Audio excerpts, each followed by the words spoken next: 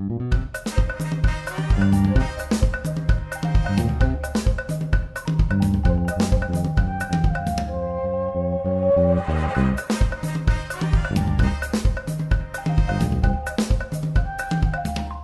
bien, bonsoir à tous. Je suis Terry. Vous êtes en live sur le stream de Bad Geek. J'ai la chance d'être accompagné avec Draven. Salut Draven. Salut Terry. Draven, pardon, est-ce que tu peux te présenter, puisque là, le temps, on va attendre 5 minutes, le temps avant de démarrer. Ouais, écoute, alors Draven, je suis podcasteur, ça fait une bonne dizaine d'années maintenant. J'ai fait mes débuts dans du podcast d'ActuTech, qui n'existe plus. Puis c'est 24 FPS qui existe maintenant depuis 8 ans. Podcast sur le cinéma avec ou sans spoiler. Et puis plus récemment, j'ai lancé 2 autres trucs. Artefrac, qui est un espèce de petit podcast où je raconte un peu ma vie. Et Galactifrac avec Karine Kikrine pour les connaisseurs. Donc là, je parle de la meilleure série de science-fiction de tous les temps, alias Battlestar Galactica. Et depuis tout ce temps, j'ai toujours monté tous mes podcasts sur GarageBand.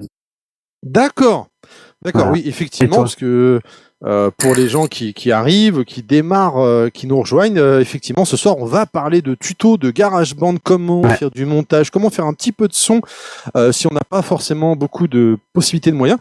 Donc voilà, pour ma part, écoute, moi je viens du podcast de Level Max. Alors moi j'ai pas autant d'ancienneté que toi, moi je suis un tout petit, ça fait 5 ans, un peu plus de 5 ans que j'en fais. Au sein de Level Max, je fais le montage également. Et c'est moi qui fais le montage, voilà, je fais le host, montage, également avec GarageBand. Voilà. Moi, je te propose, je sais pas si tu es d'accord, qu'on démarre avec une petite vidéo tuto, une première petite vidéo. Je sais pas ce que tu es chaud patate pour? Ah, carrément, ouais, on voit la sauce. Pat Le Guen, c'est à toi. Bonjour à tous, bienvenue pour ce premier tutoriel de GarageBand pour faire du montage de votre futur podcast que vous avez enregistré juste avant avec une table de mixage ou autre matériel. Nous allons dans un premier temps ouvrir GarageBand juste ici. Je l'ai, pour gagner un peu de temps, déjà ouvert. Vous arrivez sur cette page. Vous avez 4 onglets. Ce qui va nous intéresser, c'est le premier, nouveau projet, et le dernier, récent. Quand vous aurez sauvegardé votre projet, il réapparaîtra ici. Nous, c'est un nouveau projet. Nous allons lancer ce nouveau projet. Vous arrivez sur cette première page, interface, pardon. 4 propositions vous sont données. Les autres étant dédiées à la musique. Nous, ce qui va nous intéresser, c'est celle-ci, bien évidemment. Créer. Voilà. Le GarageBand est créé. On va désactiver ces choses-là qui sont essentiellement dédiées pour la musique. Nous, on va changer le format de durée, ce qui va nous permettre de savoir combien de temps dure notre émission.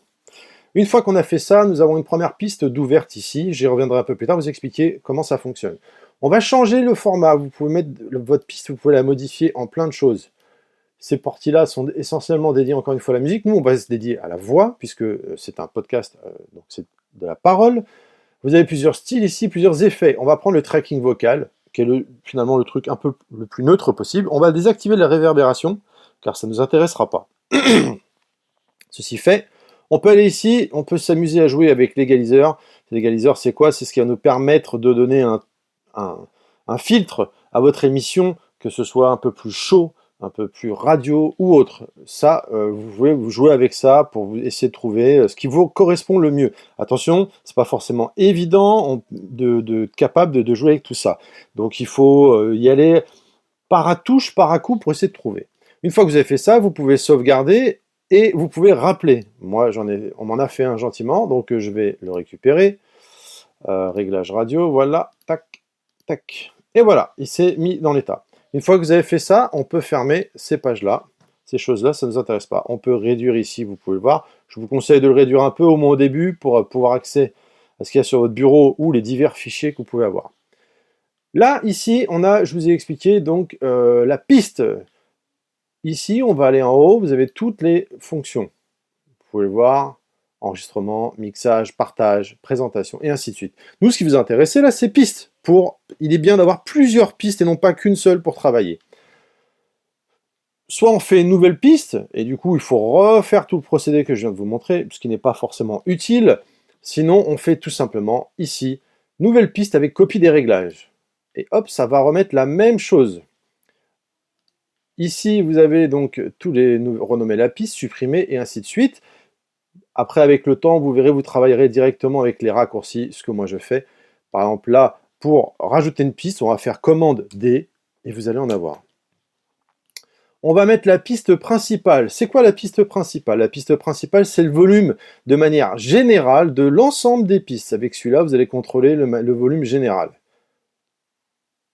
Hop, là, on va le remettre. Bon. Voilà, excusez-moi. On peut renommer sa piste.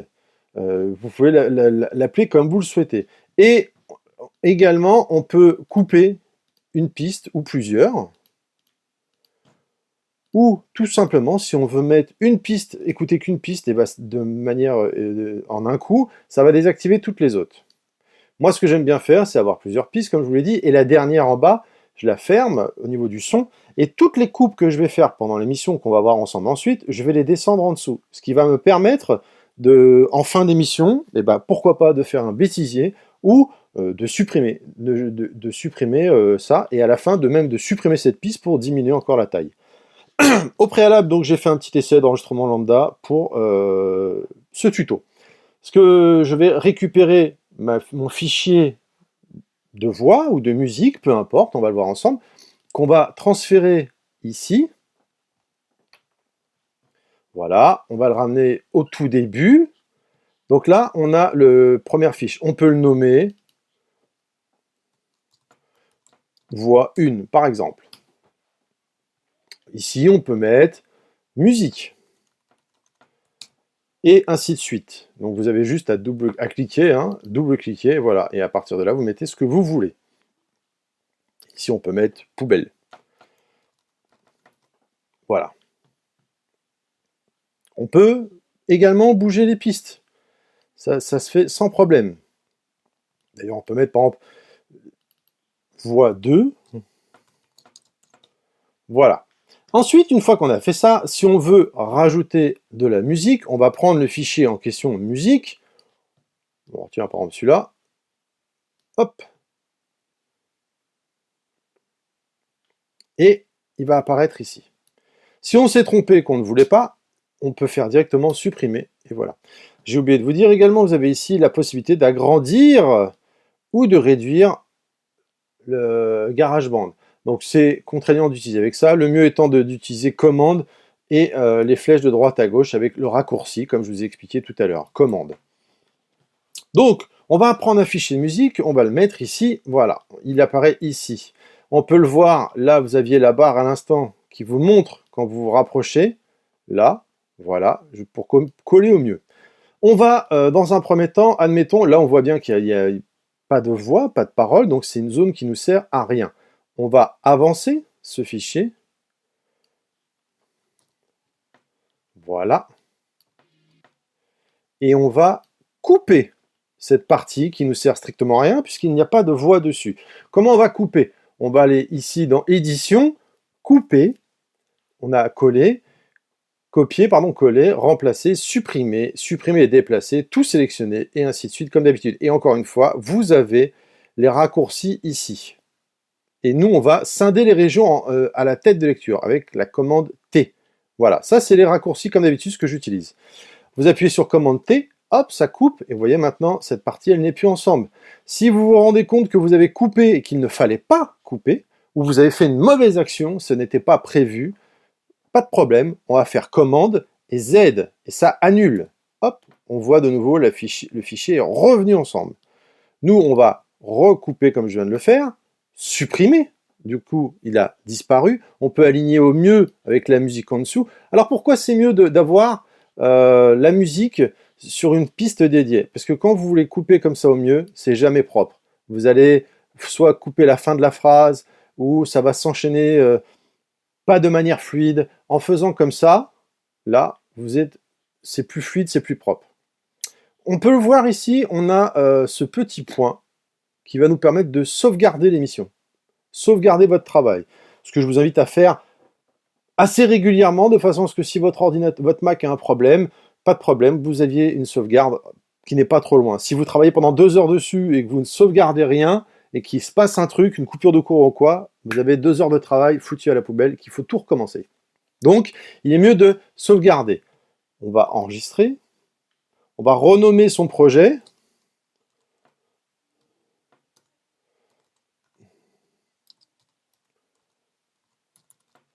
On va le ranger où on veut. Alors, de manière plus facile, je pense, c'est mieux de le mettre dans un premier temps sur le bureau, comme ça il apparaîtra ici. Enregistrer. Le voilà, il est là. On peut le voir. Là, je vous disais tout à l'heure, on va aller dans Récent. On va le reprendre. Autre chose également, on peut régler les volumes de pistes de chacun à la voix. On va mettre dans Afficher automatisation. Voilà. Et ça va nous permettre d'avoir les pistes, le volume de chacun. On peut les isoler de façon... vous voyez, je vais bouger celle-là, mais cette partie-là va rester au même niveau qu'avant. Voilà. C'est tout pour aujourd'hui, pour cette première partie tutoriel. Je vous dis à tout à l'heure pour la deuxième partie. Draven, est-ce que tu as des choses à rajouter par rapport à l'excellent tuto? Je sais pas qui c'est qui a fait ça, mais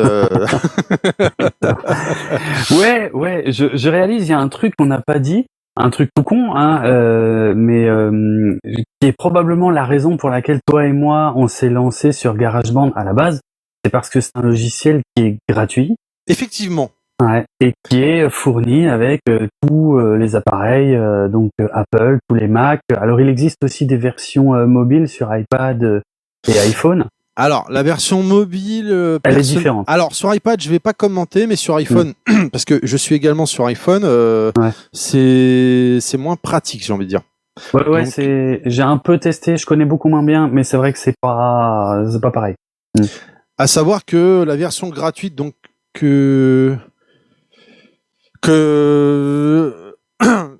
excusez-nous, il n'y a pas de plugin qui nous parle en même temps, en off là, donc c'est compliqué de gérer les deux en même temps. Merci Pat, c'est bon Pat, ça va aller, parce que là ça me perturbe pour parler, ça parle la voix off. Pardon, donc je disais, oui, la version gratuite, vous pouvez évidemment upgrader et prendre la version payante, qui est je crois environ 350 €.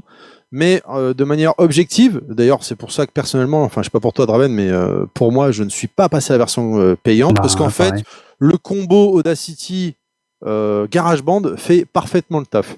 Exactement, ouais. Ça suffit largement pour tous les besoins de base, voire même déjà un peu avancé, il y a moyen de faire quand même beaucoup de trucs.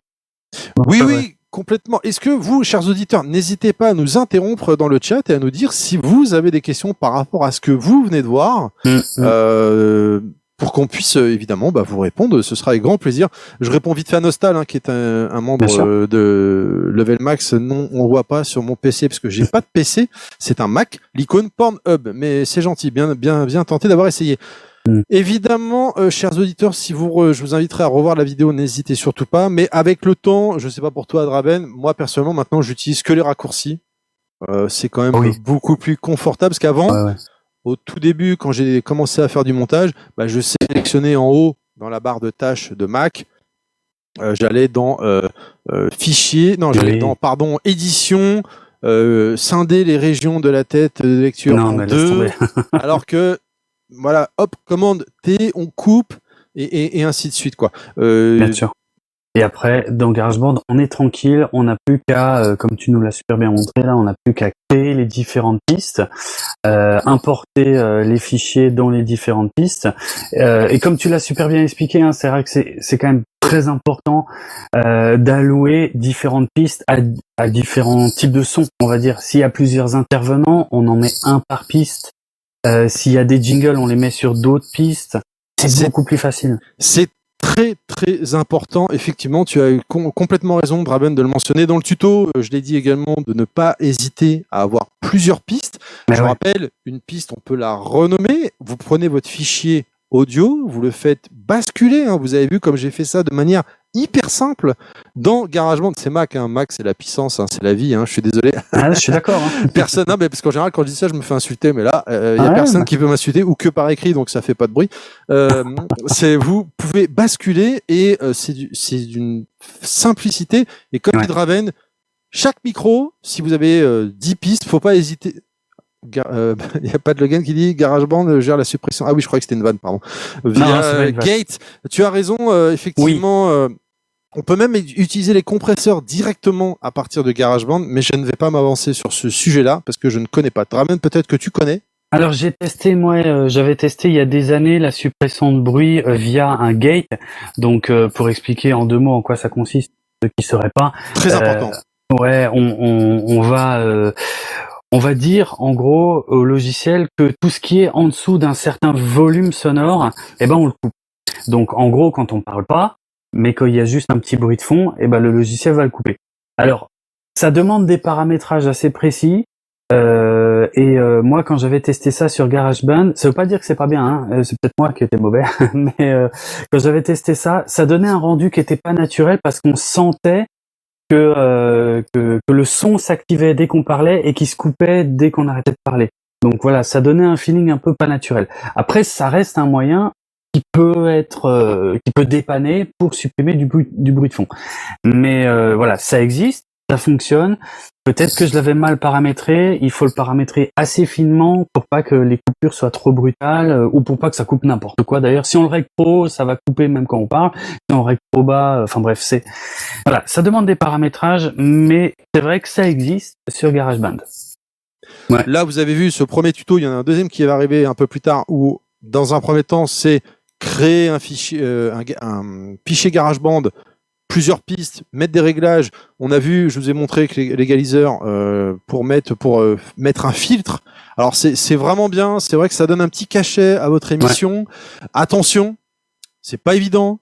Donc faut pas hésiter. Si vous êtes curieux, vous amusez à essayer de bouger, hop, tel curseur, voir qu'est-ce que ça donne et ainsi de suite. C'est un métier, ça s'apprend. Il y a pas de secret quoi. Voilà. Moi également sur GarageBand, ce que je vous ai montré, ou ce sera le tuto numéro 2, je sais plus, pardon, parce qu'en off, nous on parlait avec Draven tranquillement, on racontait nos vies. Vous faites ce que vous voulez, chers amis, mais moi, à titre personnel, j'aime bien avoir une piste coupée en mute, et tout ce que je vais couper, je vais le mettre dessus. Et en fait, je vais le garder pour la fin d'émission, pour déjà... s'il y a un bêtisier, ça peut être marrant. Et à la toute fin, avant de faire l'assemblage, on va le voir dans le prochain tuto, je supprime pour alléger le fichier. C'est un super conseil, et tu sais quoi, j'y avais jamais pensé. Je faisais pas comme ça. Je me faisais chier en fait. C'est-à-dire que moi, ce que je coupais, j'allais directement le coller tout à la fin. Mais alors que t'as raison, c'est beaucoup plus malin de créer une piste qui est dédiée à ça. Comme ça, à la fin, tu récupères tout ce qu'il y a dedans. Tu peux même encore virer des trucs, en garder, j'en sais rien. Et là, tu fais ta petite tambouille à ce moment-là, quoi. Mais ouais, c'est super malin. De toute façon. Bon, c'est clair que plus il y a de pistes, plus le fichier va être lourd et plus la puissance de l'appareil va être mise à rude épreuve, ça c'est clair. Mais voilà, ça reste un bon conseil effectivement. Plus on attribue une fonction bien précise à chaque piste, plus c'est beaucoup plus simple de s'y retrouver en fait. C'est ça l'intérêt. Donc ouais, c'est un super conseil, je trouve. Salut Lisa Bidule. Alors, Lisa Bidule, bonsoir, petite nouvelle, est-ce qu'il serait possible de revoir les autres ateliers sur YouTube ou pas ? Bien évidemment, je pense, Pat Le Guen va te répondre incessamment sous peu. Ils sont sur Bad Geek, je sais pas si c'est sur YouTube, mais en tout cas, tout est sur Bad Geek.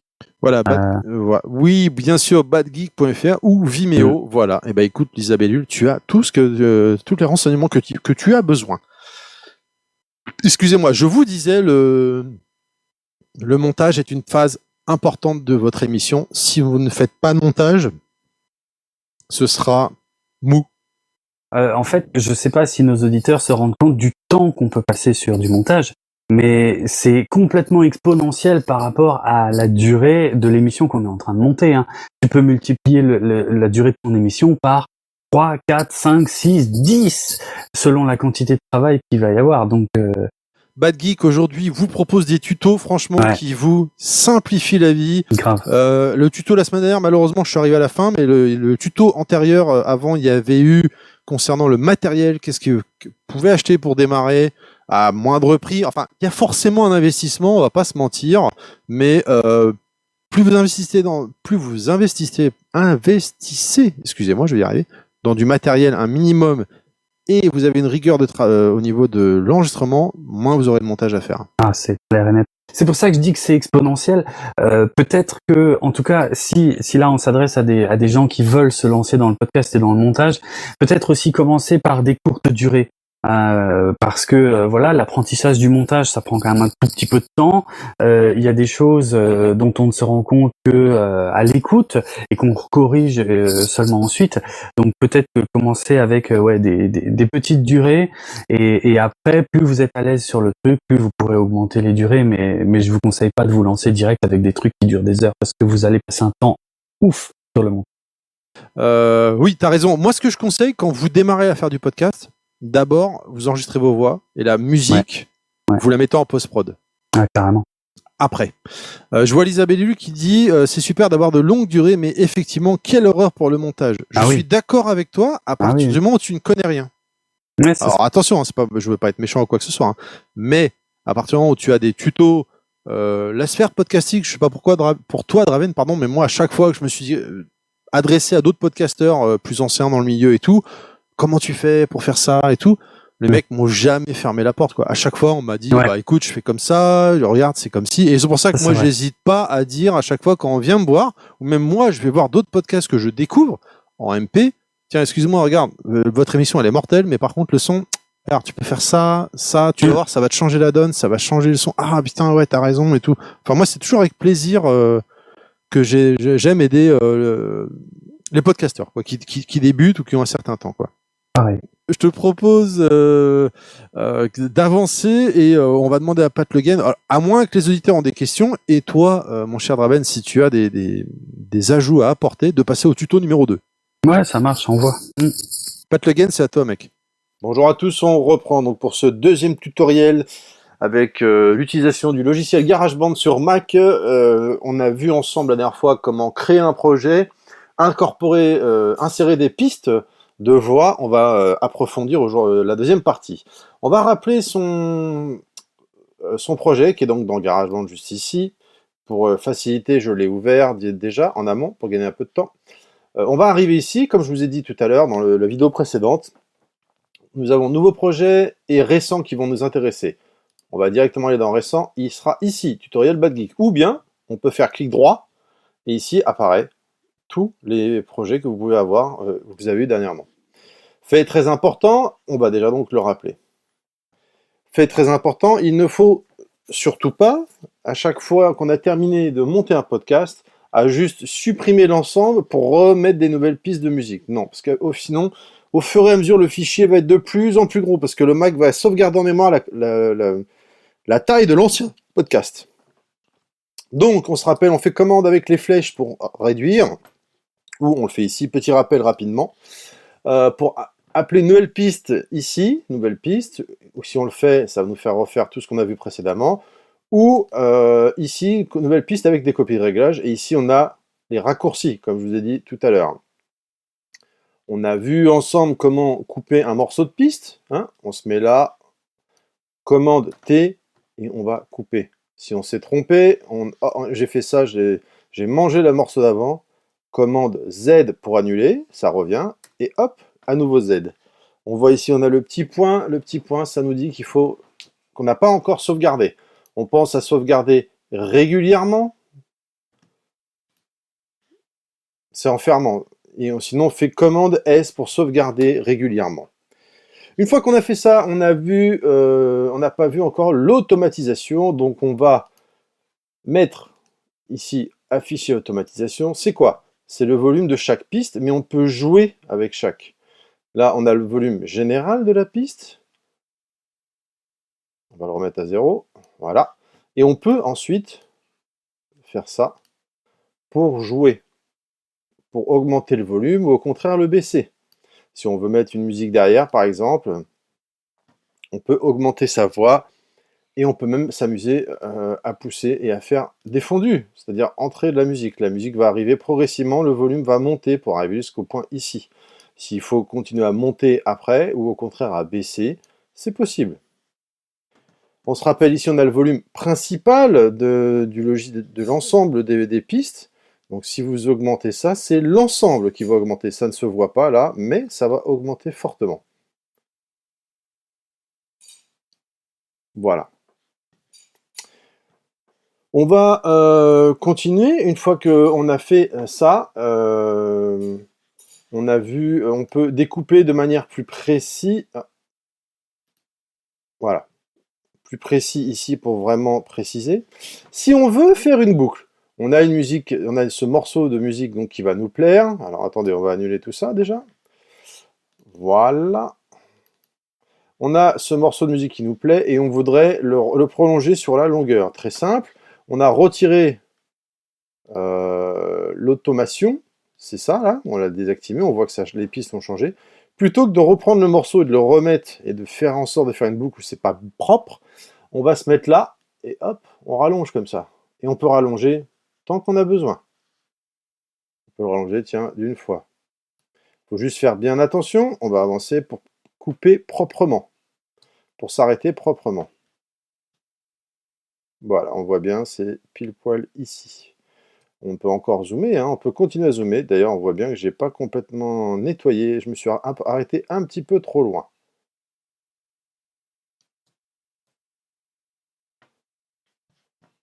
Voilà. Une fois qu'on a fait ça, on revient, on réduit. Il est toujours bien de réduire. On peut y rajouter,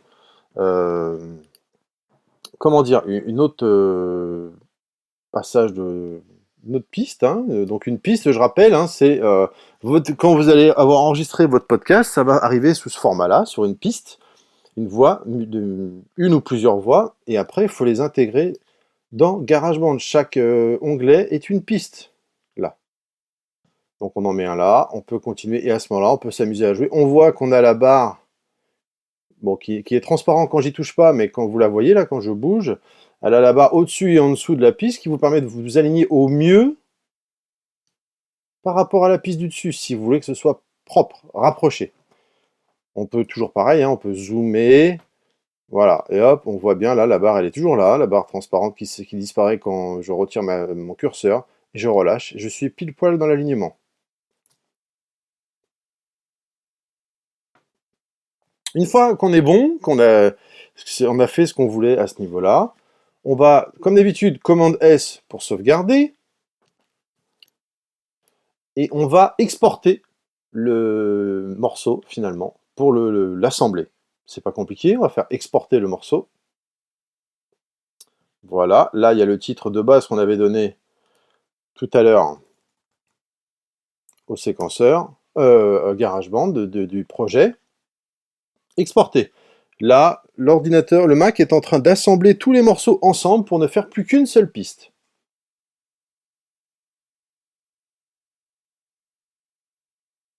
Il est en train, voilà, de travailler tout seul, il n'y a rien à faire. On a demandé au préalable, je ne sais pas si vous avez fait attention, qu'il arrive sur le bureau, donc il va atterrir ici.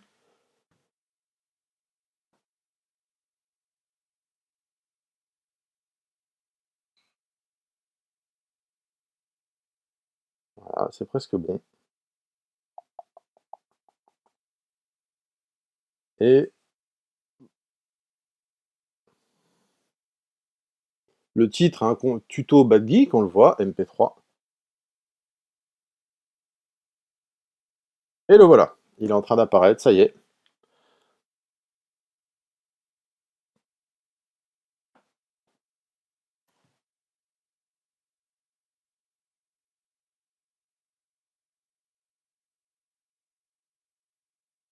Voilà. On peut également, j'ai oublié de vous dire tout à l'heure, on va revenir sur exporter. Ici, vous pouvez jouer avec les différents types de formats. Wave est très, très bon. Le problème, c'est que plus le format est gros, plus la qualité est bonne. En revanche, plus votre émission sera lourde. Et donc, pour vos auditeurs, quand ils vont les uploader et les mettre dans leur téléphone portable, ça va faire des gros fichiers. Tout le monde n'a pas forcément des gros fichiers. Donc, en général, on met en MP3. Et ensuite, on peut jouer avec la qualité de compression pour avoir vraiment un bon podcast. Haute qualité 192, c'est très bien, ça fait largement le travail. Voilà. Voilà, c'est tout pour ce deuxième tutoriel. Merci à vous. Alors, je reprends apparemment. Voilà, donc la vidéo tuto vient de se terminer. N'hésitez pas à nous poser des questions avec Draven dans le chat. On se fera un plaisir de vous répondre. Alors, on a Lisa qui dit un petit hors service. Je regarderai les replays surtout pour savoir quoi dire dans le ou les premiers épisodes. Lisa, tu veux te lancer dans le podcast? Vas-y, go, fonce. Non, Draven, t'es d'accord? Ouais, carrément. Il y a tellement de choses à faire. Et il y a de quoi s'amuser. Et y passer un peu de temps, c'est sûr, mais il y a de quoi s'amuser. Fonce, Lisa. Ouais. N'hésite surtout pas. Il y a badgeek.fr pour les tutos. Tu peux aller voir tous les podcasteurs global de manière générale. J'ai rarement vu des gens m'envoyer chier, donc faut surtout pas hésiter. Sur le thème du handicap dans les séries, films et livres, thème très intéressant. Franchement, fonce. Ah ouais. On est de plus en plus nombreux. On n'est pas encore, je dis on, le milieu du podcast vérolé et désagréable comme d'autres médias. Donc surtout, n'hésite pas.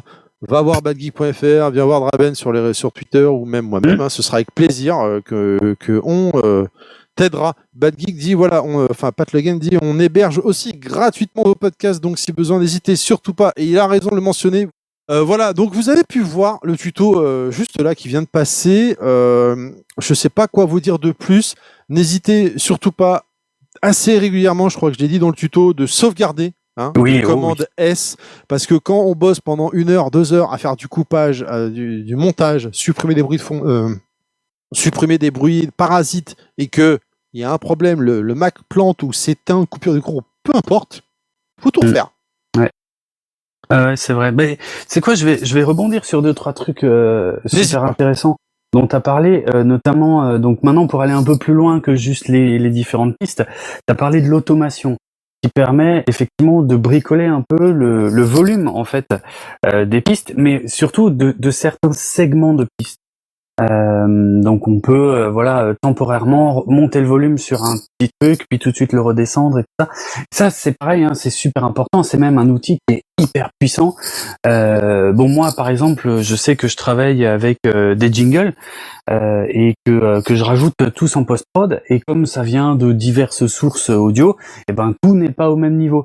Donc tous mes jingles, je les mets effectivement dans la même piste, mais par contre avec l'automation, je règle le volume en fait de chaque petit jingle pour pas. En gros, il faut pas que ce soit beaucoup moins fort que la voix parce que sinon ça va faire bizarre. Et il faut pas non plus que ça soit beaucoup trop fort par rapport à la voix, sinon ça va exploser les oreilles des gens qui écoutent quoi. Donc voilà, ça c'est un truc génial.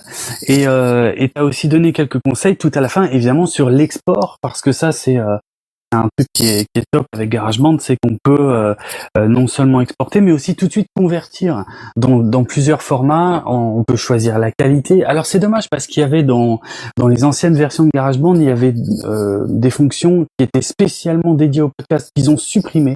Et je sais pas pourquoi, qui permettait par exemple de mixer ton podcast en mono. Et j'ai fait ça pendant des années parce que ça permettait d'avoir des fichiers de très petite taille. Bon bref, ils le font plus. C'est pas grave. Mais ça c'est un détail de nos jours. On a tous des smartphones assez costauds qui nous permettent d'écouter une émission. Moi, à titre personnel, quand nous on a démarré, moi je savais pas tout ça. Mais nos fichiers faisaient 500 MO quand même. Tu télécharges les premières émissions, c'est 500 MO. Alors Lisa demande en mono. Si t'as que de la voix en mono, ça change que dalle, tu vois. Je veux dire en mono, t'as le son des deux côtés, bien sûr. Mais il y a aucun effet de stéréo, mais il y en a pas besoin en fait. Et surtout ton fichier en mono, il va peser 2 fois moins lourd que le même en stéréo. Tu vois ? Ce qui est pas négligeable quand même quoi. C'est ça. Pardon, c'était ça l'intérêt. T'avais peut-être pas fini, excuse-moi, je te laisse terminer. Non, si, j'ai fini, mais globalement c'était pour ça. C'est vrai que t'as raison. J'avais commencé à faire ça il y a des années parce que avec les forfaits mobiles, c'était peut-être moins évident de télécharger en mobilité. Et puis comme je faisais déjà des émissions qui duraient 4-5 heures, c'était pour ça que je passais en mono. Mais bref, on peut plus de toute façon dans la version moderne de GarageBand. Mais ça peut être une astuce si des gens veulent gagner de la place. Moi j'ai tout en mono, mais j'ai mes pistes micro en mono, ça suffit quoi en fait. Franchement, il n'y a pas besoin de s'embêter avec la stéréo. Ça dépend de ce que tu veux faire. Si tu veux diffuser de la musique, c'est autre chose. Mais pour de la voix, le mono, largement suffisant. On a Dodom également qui nous dit GarageBand vous êtes utile même pour les enregistrements à distance ou c'est uniquement en condition du live. Alors tu peux effectivement te servir de GarageBand pour enregistrer en live, c'est sûr. À distance, je pense aussi. Moi, j'ai toujours fait que du podcast à distance, donc oui. Voilà. Après, pour moi, de manière à titre personnel, moi j'ai du matos à côté, j'ai un lecteur enregistreur, j'ai une table de mixage, donc GarageBand me sert que à faire du montage personnellement. Je n'utilise pas du tout GarageBand pour enregistrer. Mais tu peux, hein, clairement, il n'y a pas de souci. GarageBand, Audacity, il n'y a pas de problème. Tous t'enregistrent, il n'y a pas de problème, quoi. Ouais, tu peux. Et comme je disais juste plus tôt, j'ai arrêté d'enregistrer directement sur GarageBand uniquement pour pouvoir d'abord un peu nettoyer la piste avant de remettre la piste dans GarageBand. En fait. Très, très important. Nettoyer la piste. Ouais. Vraiment, c'est primordial si vous voulez avoir une qualité de son, un minimum, quoi. Voilà. Une chose également que je ne sais pas si je l'ai dit dans le tuto, mais du coup, je vous le redis, chers auditeurs, quand vous coupez un blanc ou autre, et vous rapprochez votre piste vocale, hein, la voix, surtout, vous la rapprochez, et ensuite, vous remontez quelques secondes en arrière pour réécouter. Pour voir si ça vous choque pas. Oui. Parce que des fois, ça ne se voit pas sur la piste audio, le pictogramme, mais la personne qui est en train de finir sa phrase, son mot, il y a vous savez, la fin, quoi, je ne sais pas quelle syllabe, mais ça ne se voit pas sur la piste. Et si vous coupez net, et vous ne vérifiez pas, et ben ça va s'entendre en fait. Il n'y a rien de pire qu'un auditeur qui va entendre une émission et c'est coupé à la hache. Ouais. Ah oui, ça c'est insupportable. Ouais, complètement d'accord. Ça me fait penser à un truc justement avec l'automation aussi. Comme je disais avant, moi je l'utilise pour placer des jingles et puis pour régler un peu le niveau sonore des jingles. Et parfois, j'ai certains de mes jingles où le son, il se finit un peu de façon un peu trop nette, un peu trop abrupte. Et ben, avec l'automation, je fais un dégradé. C'est-à-dire, un fondu. Voilà, un tout petit fondu sur moins d'une seconde sur la fin du jingle. Et du coup, ça fait des transitions qui sont beaucoup plus propres, en fait. Et ça peut aussi servir quand on a coupé, je sais pas, quelqu'un qui a dit n'importe quoi. Donc, on coupe toute une partie.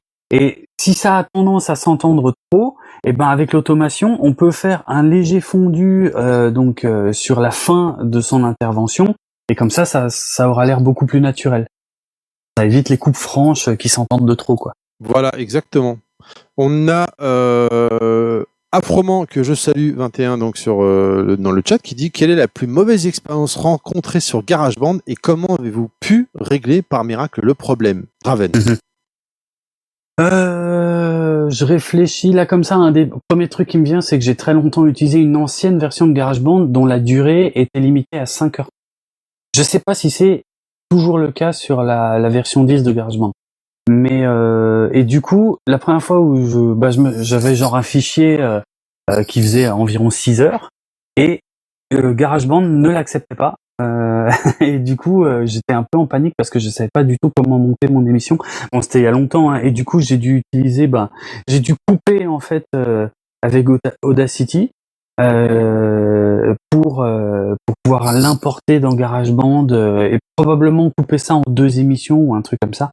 Mais là, ce jour-là, j'ai eu des sueurs froides parce que pendant quelques minutes, je me suis dit merde, je savais pas que j'étais limité à 5h30. Je te comprends tellement quand tu me parles de sueurs froides. Seul le monteur peut avoir les sueurs froides et comprendre, et le reste de l'équipe ne comprend pas la réaction du monteur dans ces cas-là, quoi. Ouais.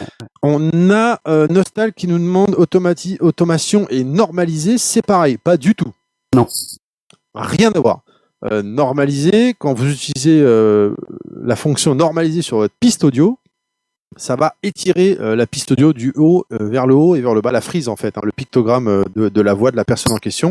Ça va permettre de l'agrandir au maximum que vous pouvez, alors que automation, comme on vient d'en parler avec Draven, c'est le volume de la piste en question. Ouais. Vous pouvez essayer de jouer sur GarageBand, mais même Audacity bien sûr, mais de sélectionner une zone de la piste pour l'augmenter, la baisser, faire un fondu. Faire un fondu, on rappelle, hein, c'est... Vous allez, par exemple, je sais pas moi, sur un passage qui dure 10 secondes, bah, les 2 premières secondes, vous allez mettre que le son monte progressivement. Ouais, voilà. Et pareil, à la fin, on peut faire un fondu à la toute fin pour que le son baisse progressivement. Ça fait plus propre, ça fait plus clean, quoi. Enfin, je sais pas, ça fait un petit truc plus pro, quoi. Même si, encore une fois, on est tous des amateurs ici, hein. Mais on n'est pas ingé son ou je ne sais quoi, mais ça fait un petit truc plus sympa, quoi. C'est comme fade in, fade out, dit Dr Nostal. Effectivement, tu as raison, exactement c'est ça. Toi, le matos que tu utilises ou que vous utilisez dans votre émission, c'est quoi? Oh là là, tu sais, ça fait 10 ans que j'utilise le même micro, c'est un Samsung. Il y a tellement mieux maintenant. Non mais c'est justement, non mais à titre pour quelqu'un qui veut se lancer, pour faire. En plus c'est intéressant parce que toi tu fais du podcast à distance et moi IRL, donc tous ensemble dans la même pièce. Okay. Donc ça peut être intéressant d'en parler. Alors attends, bien pareil pour les podcasts, il y a 4-5 ans, j'ai eu beaucoup de mal avec l'app Apple Podcast.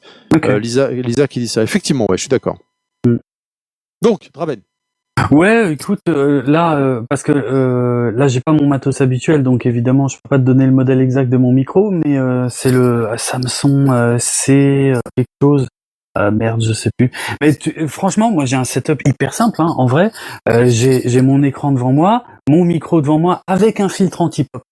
Super important. Alors, est-ce que tu peux dire aux auditeurs qu'est-ce que c'est un filtre anti-pop ? Un filtre anti-pop, c'est en gros c'est une petite toile qui est tendue entre ma bouche et le micro. Donc ça peut se bricoler avec du fil de fer et un collant. Hein, ça c'est le bon vieux truc DIY qu'on peut faire.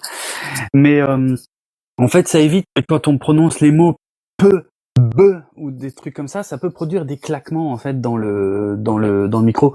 Et donc ce filtre là, il bloque l'air. Et il évite justement ces claquements dans le micro. Donc voilà, j'ai mon micro, mon petit filtre anti-pop, mon bon vieux casque Sennheiser sur les oreilles, et c'est tout. Et GarageBand, et c'est tout. Franchement, alors, moi... Ouais. Oui, excuse-moi, vas-y. Non, c'est tout, voilà. Je suis resté, ça fait 10 ans que je fais du podcast dans les mêmes conditions, en fait. J'ai pas trop évolué. T'as peut-être un setup un peu plus cool, non? Juste avant de répondre à ça, je vais répondre aux questions auditeurs. On a Don qui demande, est-ce qu'un micro USB à 18€ peut convenir? Oui, mais tu vas bosser au montage. Ah bah oui. Tu vas avoir du taf, c'est ce qu'on disait tout à l'heure. On a Lisa qui dit les écouteurs d'iPhone, ça ne suffit pas pour commencer. Si tu peux. C'est pareil, tu vas bosser au montage. D'ailleurs, ce soir, Draven est aux écouteurs d'iPhone, tu peux entendre que ça grésille un peu par moment, que ça gratte. C'est possible. Il n'y a pas de secret. Plus vous avez du bon matos et les gens rigoureux et sérieux lors de l'enregistrement, moins vous allez bosser au montage. Moins vous avez de matos, plus il faudra bosser au montage. Y a pas de mais ça veut pas dire qu'il faut se ruiner dans du matos. Non. Tu vois. Pour mon streetcast, j'ai un micro cravate à 10 balles qui marche très bien. Par contre, dessus, il y a ce que j'appelle un animal mort parce que je sais plus comment ça s'appelle. Mais tu sais, une espèce de bonnette à poil en fait qui coupe le vent, qui coupe plein de trucs. Voilà, un Yeti. Voilà. Et ça, bah voilà, chez Bad Geek, il y a des conseils d'achat, il y a du matos, et ça, c'est top, quoi. Non, il n'y a pas besoin de mettre 300 balles pour commencer, Lisa. Franchement, alors, vraiment pas. Un pied de micro, ça paraît con, mais ça évite de toucher au micro et de faire des bruits parasites pendant l'enregistrement. À mort.